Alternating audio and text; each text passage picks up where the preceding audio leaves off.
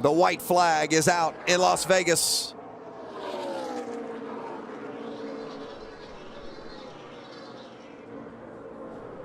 What a great night if you can get around to the finish of this thing for Brad Keselowski Racing. A 1-2 finish here at Las Vegas.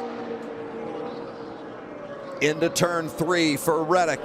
He's almost there. He came in tonight as an underdog. He's a non-chaser, but he's going to capitalize and take it to victory lane. Tyler Reddick wins at Las Vegas.